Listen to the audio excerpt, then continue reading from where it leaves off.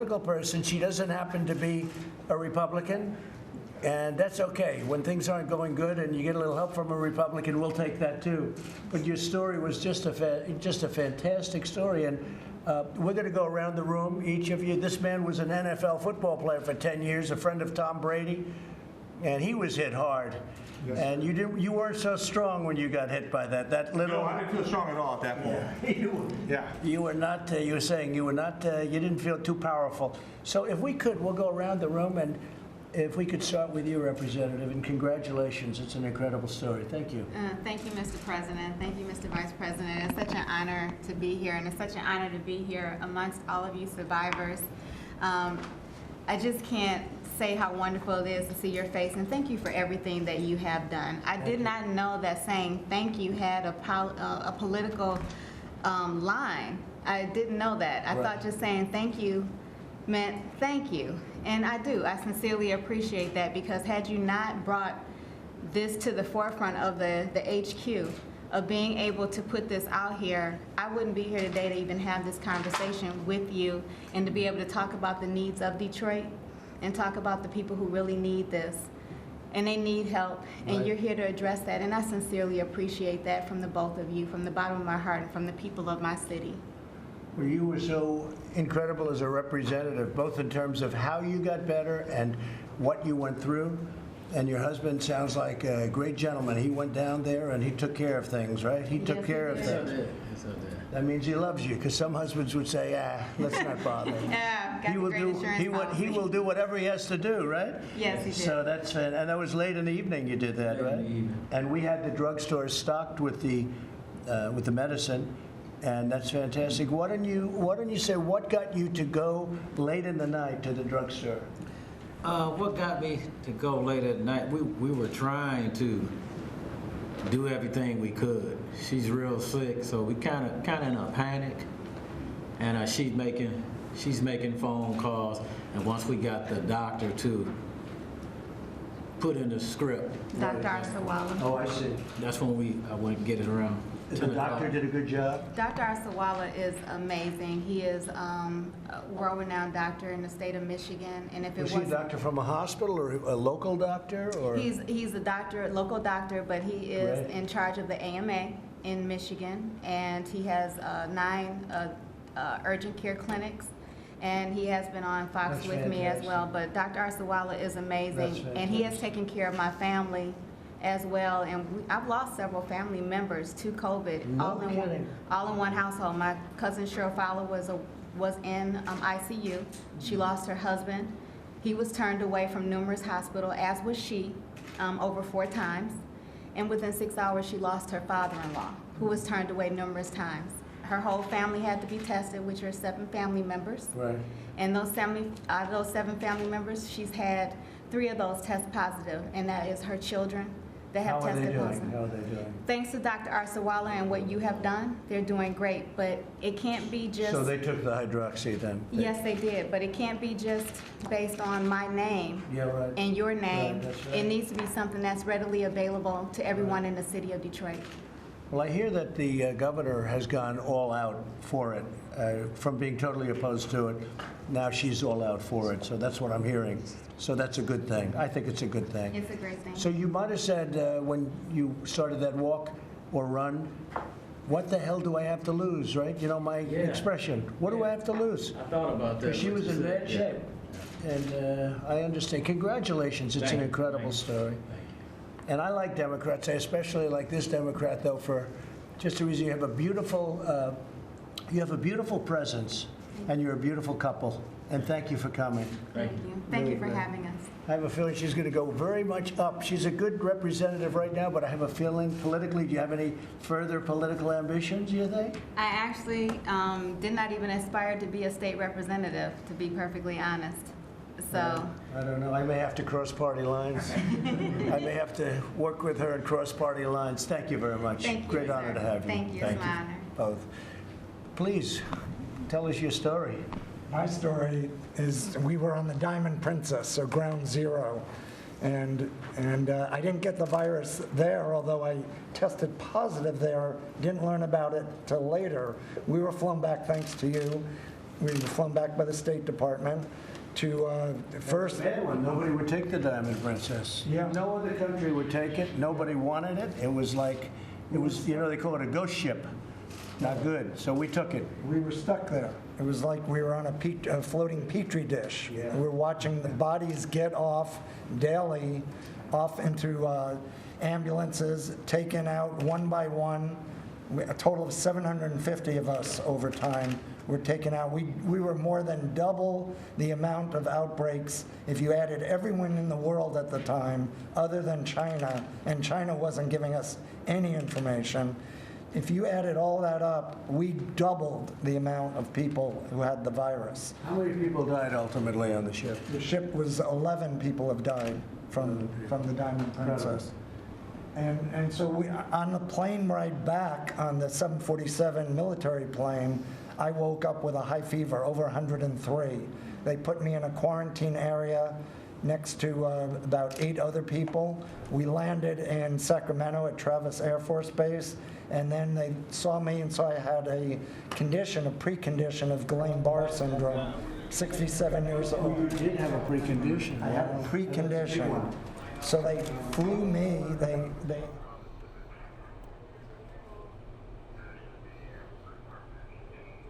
And welcome everyone here to News Now on Fox 10 Extra and coronavirusnow.com. I'm your host, Mike Page. Thank you so much for joining us. Right now we are taking a look at a White House meeting. This is with President Trump and survivors of the COVID-19 disease. He's doing a roundtable discussion with them, and we are going to show it to you all right here on News Now. Let's take you out to the White House here. Hoping to create a vaccination. That's incredible. Yeah. You think maybe you had it before and there's an immunity without knowing it? I think so, but we'll find out. Yeah. So you didn't see it at all? Wow, that's fantastic. I don't think she had it. Strong. You So don't call that a strong woman, right? no, believe me, I know that. No, it's amazing to be together like that and to not catch it. Not only that, we had 2 friends, so we were going back and forth in each of our cabins. They got exposed, they got the virus. We were stuck on. How did they do? They did great. They came out great.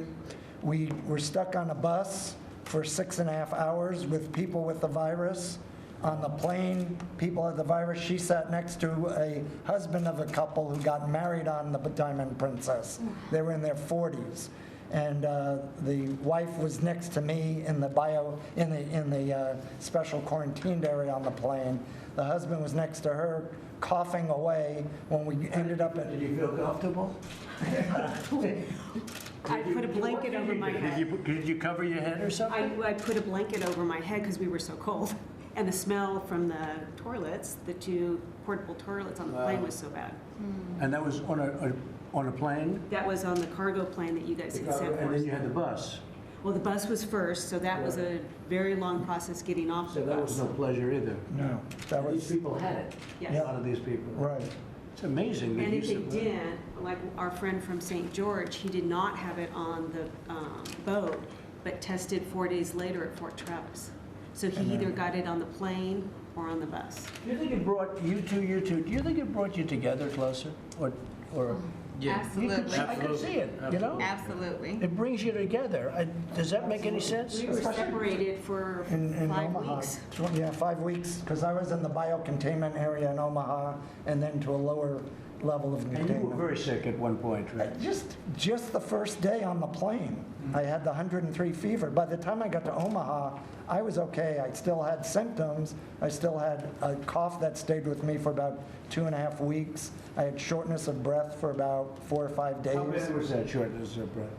Was it noticeable? It was not noticeable when I was lying in bed, but if I got up and walked around the room, if I walked around the room and talked on the phone at the same time, trying to multitask, that was impossible to do. Really? How about you? You had shortness of breath too, I read, right? Yes. So how bad was the shortness? The shortening of breath is what really got me afraid, because I do have Lyme disease, and thank you for always mentioning about Lyme disease. Yeah. No, Lyme disease is a big deal. Thank you for always bringing that to the Do forefront. you think you still have Lyme disease? I do. I have chronic Lyme disease because I was never treated in time.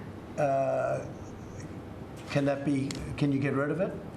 I'm hoping that we can Lyme talk disease about is a that. thing that people don't talk about. It is a brutal. It is And if you have a brutal. certain type of blood, you have no chance. It's brutal.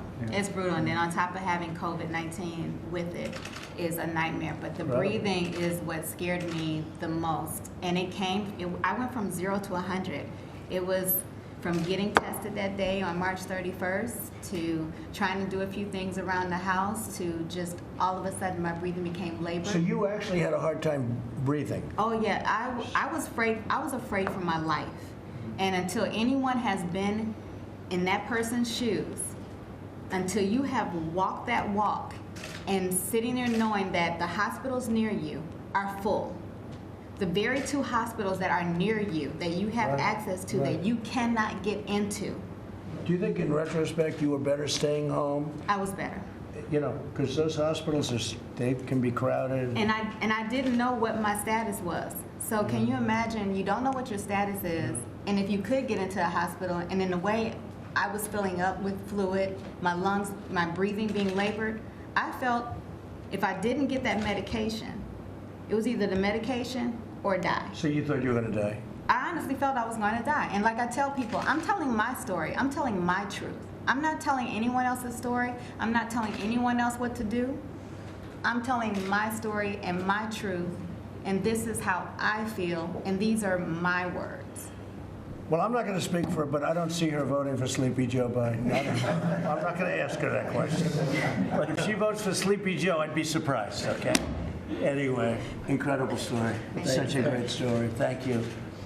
But your wife, I think we're You're unbelievable. going to keep your wife around, right? We'll keep her around and She figure is what's unbelievable. what's in the veins, right? is That's unbelievable. fantastic. Great stories. Thank you both very much. Please, go ahead. Yeah, so I mean, I consider myself a relatively healthy individual. Probably get sick once every couple years. good. You know, and to think that I had something like this was very kind of surprising. And I think that to think that you have a virus after being such a healthy individual, you Do kind you of. know where you caught it? So I travel a lot, and I had the flu a little bit, and so I think my immune system was compromised while I was traveling, and it could have been just kind of community transfer. So it's been just accepting that I had it, I think, was the very hardest part. But then for something like that to take me down for almost 8 days of fever and then 3 days of How shortness bad of was breath. I've never felt this bad in my most recent recollection. I think that So compared, you said you've had the flu a number of times. How did you compare this to the flu? never felt these symptoms before for this long. So a bigger, better, much worse event for you. Yep. And I only took Tylenol the entire time. I took a lot of it. I think the most frustrating part, honestly, was trying to get a test. I think that going to numerous places and being turned away by a sign on the door that says, "Don't come in here if you have these symptoms." I think that was a little bit. When was it? This was early March, so I think part of the challenge was there was a lot of people saying a lot of different things and kind of knowing what to believe, where to go. You kind of go in circles a lot. You call When did you find out officially that you had it? I think on March, this is probably about seven or 8 days into my fever, I found out. So I got the test eventually, and it's kind of interesting. There's like certain keywords that when you say those at an ER, they automatically treat you differently. And so for me, it was more of like an education for a lot of my friends and family. So, okay, so what were the words? For me, it was more of I have a fever and that I had been in San Francisco. And those two basically. Did that make them treat you better or worse? Or Well- did they treat you like you had the COVID? They treated me like I had COVID. So they set me outside of the ER to make sure that I don't kind of become contagious and infect other people. And I waited out for a little bit. And then they came in and they swabbed me and stuff like that. So they did kind of take me a lot seriously, and they got me a test and got me an influenza test. So I think it's one of those things that there's a lot of unknowns. There's a lot of questions as to who to test, who not to test. And I think at that time there was a lot of people providing recommendations, and some of them are conflicting. Did you ever think you were going to die? So when I got the news that I had COVID, I think I had anxiety because there was so much going on. And I think that kind of accelerated my shortness of breath symptoms. And the second day, I kind of felt that, something was wrong. I needed to go into the hospital. I didn't necessarily think I was going to die, but I've never felt this bad before. And I think I needed medical So if it attention. got worse, you would have been in deep trouble. Did you have a problem with your breathing? I did. I got a pulse ox meter, and just having one of those and knowing that your oxygen levels are normal, it's like a kind of confidence builder that, you know, you're not going downhill. But it's What was it showing, the meter? mine was always above 95%. So you looked okay. Yeah. But you still felt a shortness of breath. Yeah. And so when did you get better? Probably around day 11, I had gotten It's a better. long time, isn't it? They last a long time. But you got better quickly After the medication, though. after the medication. It was a long time, it was a long road.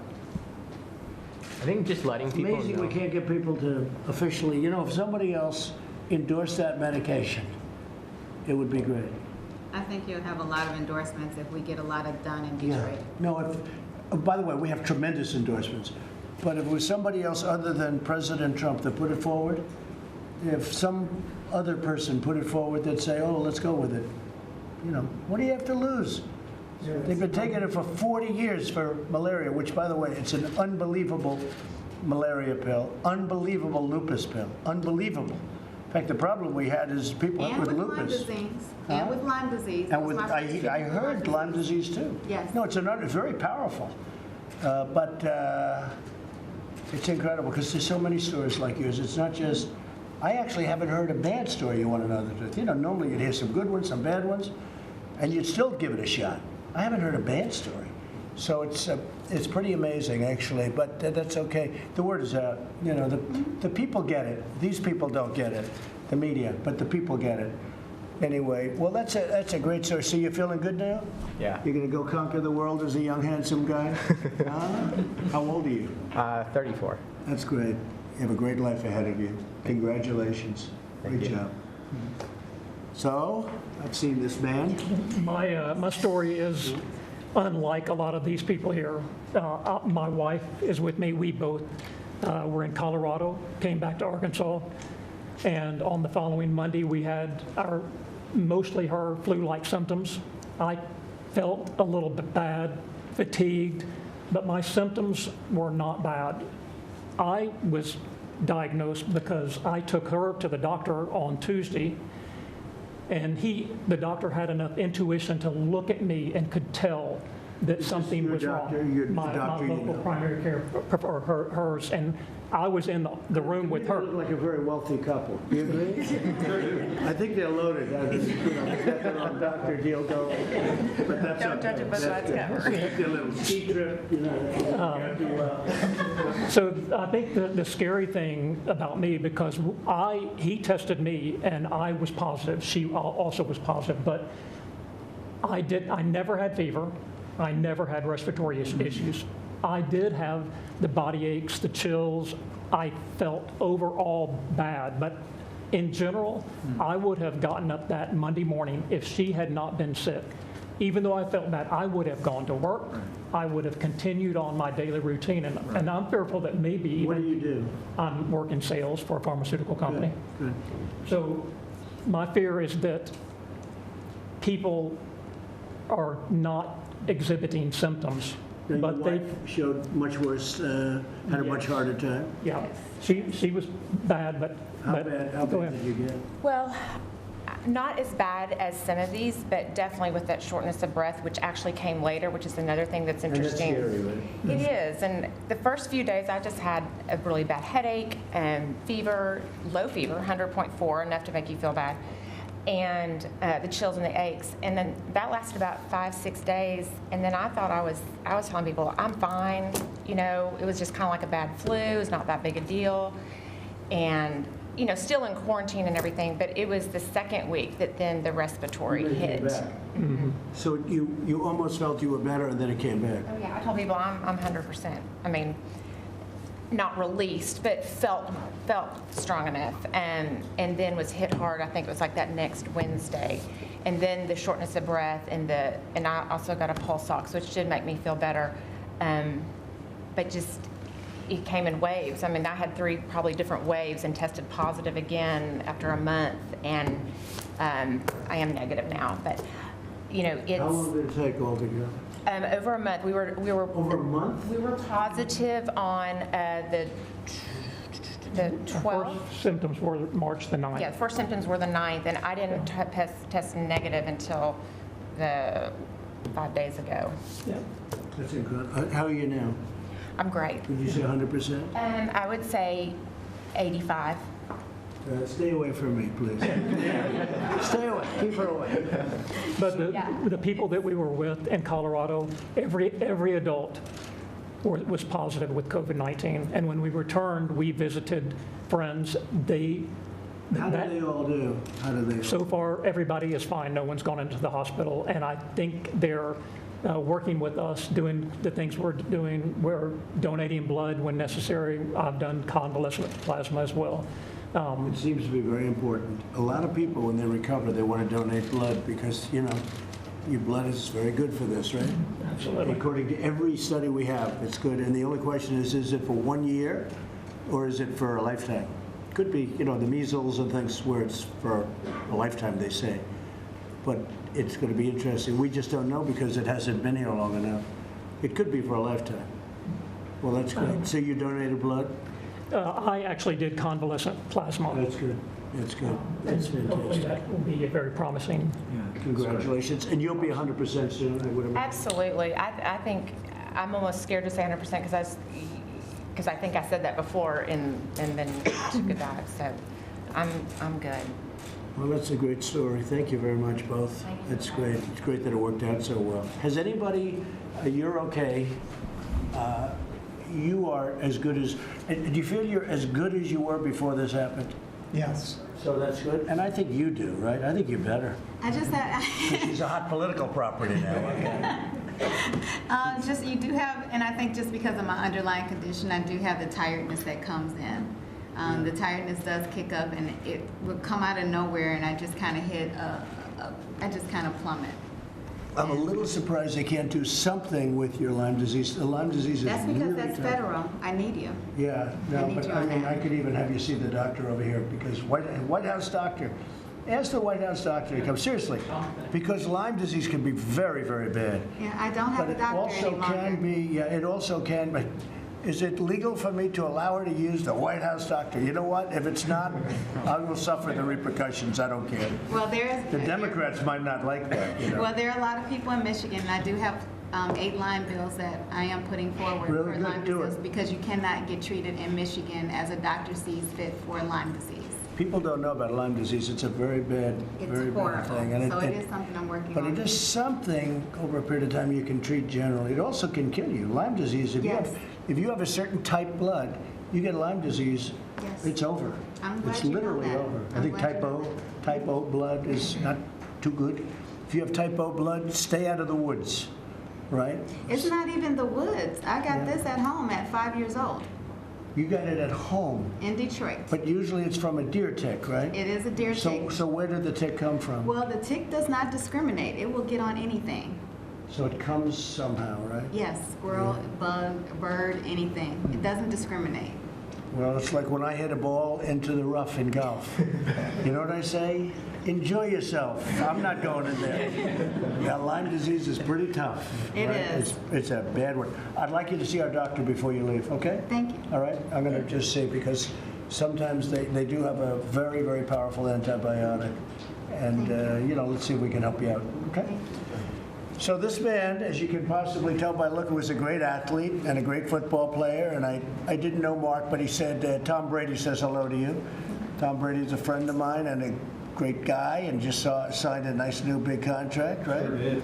With a team that's supposed to have a lot of potential, Tampa Bay. I figured he picked a team, I'm sure he only picked a team with a lot of potential. And it's going to be, how do you think Tom Brady's going to do? I think he'll do great. Coach Arians is a guy that I have worked with him before with the Cleveland Browns. Right. And he's going to love BA. They'll work great together. So Mark spent 10 years in the NFL, and I guess you played with Tom Brady at Michigan, right? Yep, sure Did you did. notice, could you see at Michigan, because he was picked a little bit late, right? Could you see the greatness in Tom Brady at Michigan, or not necessarily? Absolutely not. Is that true? No, look, he was a great college player, but I mean, look, they're saying he's the greatest of all time now. No, you So- can't, yeah, that's hard to see, but you thought he was really a great player in college, right? Of course. You know, so as a quarterback, the most important thing as being the quarterback of the United States is leadership. That's the most important thing. He's always had that in work ethic. So you had a guy, Drew Henson, right? Was first string, right? Good memory. See, I have a good memory. They're always testing my memory. Nobody has a better memory than Trump, unless I don't want to remember certain things, which happens a lot too. But you had a quarterback, Drew Henson, who was actually the starter, and he signed with the Yankees because he wanted to play baseball. The problem is he couldn't hit the curveball, right? Couldn't hit a major league curveball. But he was a great football player, but he got hurt. Tom Brady took over, and the team became much better, right? That's correct. That's been Tom Brady's thing, right? Both Drews. They had a Drew, right? They had a Drew in the Patriots. Yeah, crisis becomes opportunity. Well, that's what happened, and that's exactly what happened. Well, let's say hello to Tom when you see him, okay? Absolutely. He's a great guy. So, you're a big, strong guy, 10 years in the NFL. What position did you play? I played tight end. Tight end, okay, wow. You're a big guy for tight end. That's very good. Well, I didn't say I was a fast tight end. I said I played tight end. So, were you a good catcher? You could hold it pretty Yeah, I good? could catch the ball. Were you a blocker, more or less, or a receiver? I would tell you I was probably more of a blocker. More of a blocker, that's great. And how big are you? What, you're 6'6"? Yeah, just under 6'6". Right now I'm about 252. I had the coronavirus diet, but I played at about 260, 265. That's great. You look fantastic. So tell us, so you're a big, powerful guy, and this little bug knocked the hell out of you, right? Yeah, well, Mr. President, if I may, from everybody at this table, I don't think they'll mind if I speak for them. We just want to applaud you and thank you both for your efforts the past 3 weeks. It's been outstanding, and we certainly appreciate it. Well, I appreciate you being here, Mark, and the American people are watching this, and I'm finding it fascinating, from football players to state reps to all of the things that you people do. From a rich couple that wants to go skiing, and they say, what the hell? You're going to sue the ski place? Don't bother. But, no, it's so fascinating to see all different people, different types, different jobs, different everything, all different parts of the country. So tell us what happened, Mark. So, I'm 44, like you mentioned, ex-athlete, still work out, as much as I can. Not as hard as I used to, but still work out, in shape. Essentially, I was driving with my family in northern Michigan. I have 3 kids, Caden, Evan, and Case, and a wife, Michelle. Stopped. The only thing I can think of that I did out of the ordinary, because none of them had, thank God, never had symptoms, still don't have symptoms, I quarantined for them, is I touched a gasoline pump handle. I mean, that's literally the only thing that I can think of. I don't exactly know how, to be completely frank with you, of how I got it, but So that's the only thing, because you must go back and torture yourself with yeah, where trying did to this figure it happen? out. Lots of time. I mean, when it's all said and done, I've had roughly 30 days of quarantine. That's 30 days without being able to kiss your kids and wife, and do those things that you normally do. Well, why so long, by the way? Because right at basically at 12 days, I went into the hospital.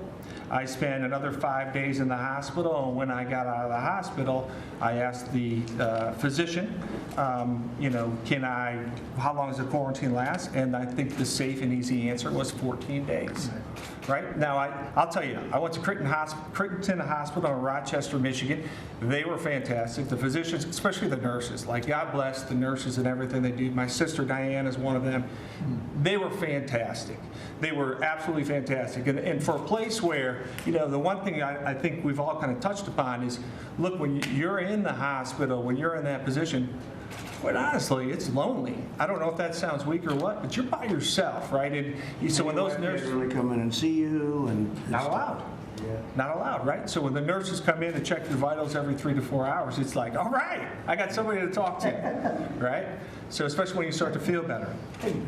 A very good guy, right? Gregarious, I guess they call him. He wants people. He wants people. That's good. Go ahead. Yeah, so, I went through that process. Well, technically, just if I back up, if I may, just for a bit. So I got it and thought, there's no way. Okay, I should check my temperature. I don't feel right. But I thought to myself, there's no way. And in fact, I made the joke to my wife, Michelle, that I think I got coronavirus. I'm just totally kidding. I took my temperature, it was like 102.6. So I did like any guy, or at least my buddies would do. I said, I'll go watch a movie and see if it kind of backs off. Well, it didn't. So I went through the drive-through for screening, and basically I was sent home and said, well, go quarantine for 14 days and see, you'll get through this. Your chances are you probably have it. So the athlete in me, I will tell you this, the athlete in me that's the tough guy that just pushes, right? Grinding and just getting things done.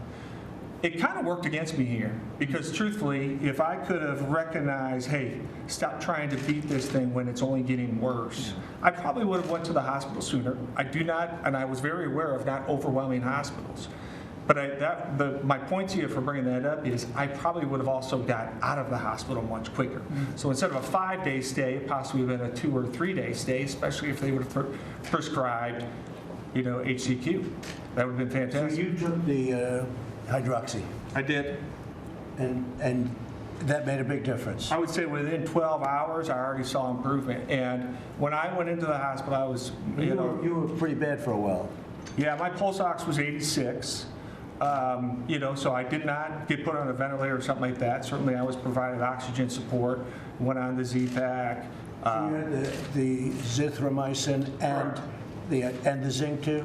Zinc? They had zinc as well, yes. Yeah, and it's all through the IV drip, right? Yeah, So yeah, sure. you're just sitting there hanging out. But that period of driving to the hospital, my wife's driving me, and just seeing her concern. I mean, that's part of it, right? You see how much they're concerned. I'd much rather me have it than her have it or the So kids. she never got it? She never got it or the She was kids. with you, next to you, you're driving together, she never got it. Yeah, I went in the back seat, limo style. Maybe she's tougher than you, Mark, do you ever think? There's no doubt that she's tougher than me, right? There's no doubt about it. That's pretty amazing. So the end result is you think you're as good as new, right? Yeah, I would say probably about 95%. The only thing is my lung capacity isn't quite where it was. Oh, really? Yeah, so if I went for So a jog, I'd it huff was and puff a starting to little work bit. in your lungs. Correct. It was there. Yes, Because absolutely. once it gets too far advanced, it's tough. That's Yeah, where the I Z-Pack had is. some pneumonia things showing up. Or as they say, what is it, brown glass appearance, Yeah. yes. Well, that's where the Z-Pack comes in, I think. Yeah. That's what. Well, that's when I'm like, hey, prescribe whatever you got to prescribe. Let me get out of here. Why did you take the hydroxy? Why did you do that? You saw it on television? Yeah, I asked them about it, and I didn't know what it was called at the time. I just said the malaria drug. And they said, okay, and they ran through some different thoughts about it. And they had it. They had it. They had it. They sure did. We've stocked up the hospitals. We've got 29 million doses. Yeah. We've stocked up a lot of, I think, almost all of the hospitals. That's great. So you saw it somewhere and you said, you'll take anything, right? Absolutely. So actually, my business partner, Troy Evans, he's the one who sent me a text and said, hey, ask if you can get that. That's great. Yeah, so, between him and Dr. Lance Benedict, so I run some small businesses, having those, and thanks to all of them as well, right? So, 46 employees and all that, in order to do that, in order for me to do that and to be away, you have to have good people, and thank goodness I did. Well, I want to thank you. That's great. That's really a great story. To see somebody like you just knocked cold by the invisible enemy, right? That was tougher than any football player you ever played, right? That's And absolutely you played against some tough ones. I know you did. Yeah, there were some battles that weren't so good for me, but I always kept fighting. Nah, you did a great job. Great job. Anybody can be in the NFL for 10 years. That's a big tribute. That's not easy. You know how hard that is, right? Yeah, it's a grind. Everybody always, every year, the new ones come along and you just stay there. 10 years is a long time in the NFL. That's a great tribute to you as a fighter. I want to thank everybody. This has been incredible. I thought this would be a 5-minute meeting, but I found each one of your stories so interesting. And hopefully the media can play some of these stories because they're just we're going through something, the likes of which I guess we've never seen. Maybe you go back to 1917, 1918. That was the big plague. That was the big one. And anywhere from, Mike, I guess 75 to 100 million people died. It started here. It started in a certain location that I don't want to say because I love that location, so I'm not going to say it.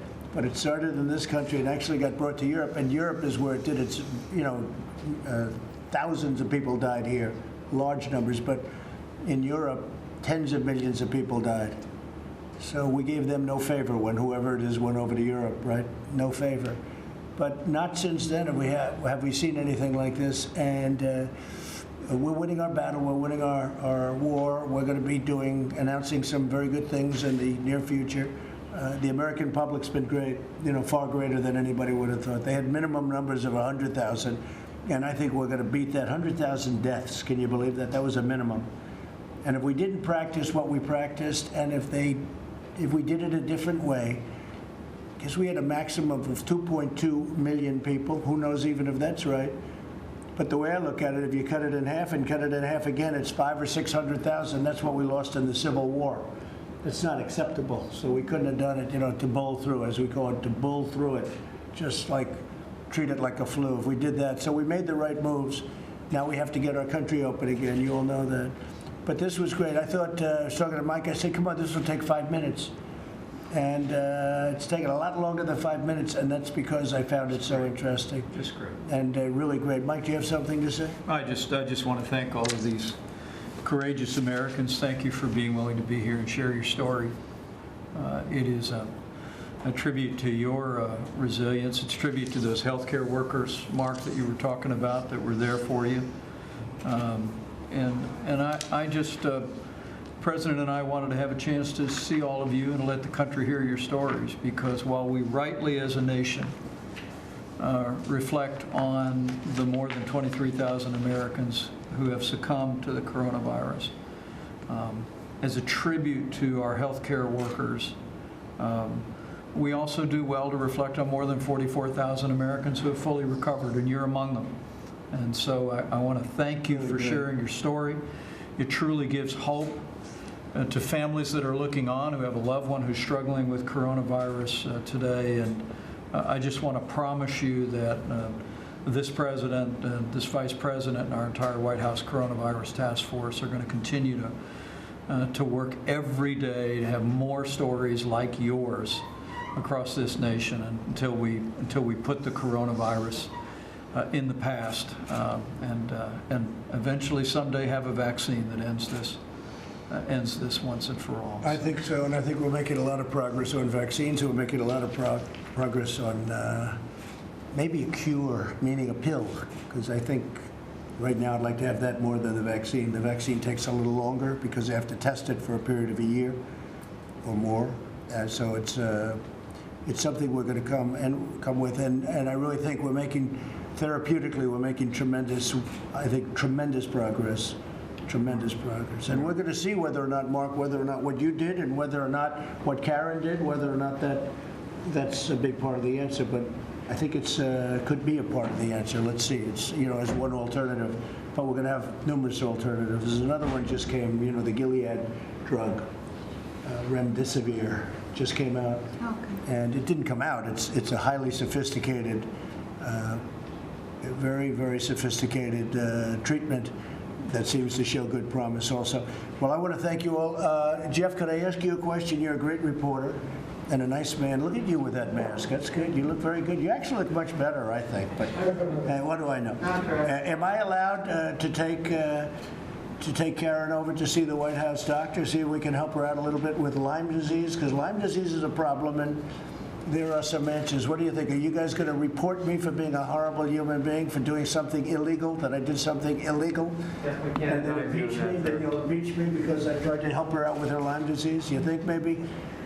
Because I'd like to do that. What do you think? Should I do it? Can't advise you on that, sir, but I certainly hope that See, they never like to take chances, but I do. So we'll take a chance on it, okay? Thank you very much. We're going to have a news conference a little bit later. We're going to announce the groups of people that are going to be talking to us. We've made a lot of progress today. You see what's happening with our bump, our big bump in the road, and our big bump is a lot less than a lot of people thought it would be because of the American people. They've been incredible. So I just want to thank everybody. We'll have a news conference in a little while. We're going to announce the people that we'll be talking to, and I'm going to be making a decision pretty quickly. And it's being done in conjunction with governors. We have tremendous support from governors. And what I do is going to be done in conjunction with governors. But we'll be doing that in a little while, especially in terms of the people. We have a lot of great people in this country that know the different fields, and we have a lot of A lot of skill is going to have to be used to get our country back to where it was, and we want to do it quickly. Whether it's restaurants or whether it's airplane business or whether it's a lot of other things. We have a lot of businesses, and we have the best people in every profession, including medical and including political. We have a political group too, a lot of great politicians. So, well, some are great, some aren't so great, but I put them on anyway. You know, we want to have a sampling of everybody. So we have a lot of talent. I want to thank you all. You folks are fantastic, and just get better. Get your job finished up, okay? You're going to be 100%. You look great. And thank you very much, Karen. You and your husband are going to come with me, and I'm going to have you sent over to the White House doctor. They have really great doctors. They just wait for me. You know, they say, they're there for me. But Mike too, I think. Are they there for you too? And if anything should happen, you know, it's very interesting. I was with somebody not so long ago, and he fainted. And he had something happened to him. And it was at a certain location. And within like a minute and a half, there were 7 doctors standing over. They had oxygen. I said, I've never seen anything like it. So they are prepared, and they are great, and we're going to take you over, and maybe we can find something for you, okay? That sounds great. We'll knock out 2 of them. Yeah, All that's right, great. we'll knock out 2 of them. Thank you all very much. We'll see you in a little while. Thank you. Thank you very much. Do any of you have any reason to give your immune Let's for go, this? Paula. Are you We're concerned? finished. You travel Paula, pretty we're far. done. It's Let's a go. risk. Paula, Do any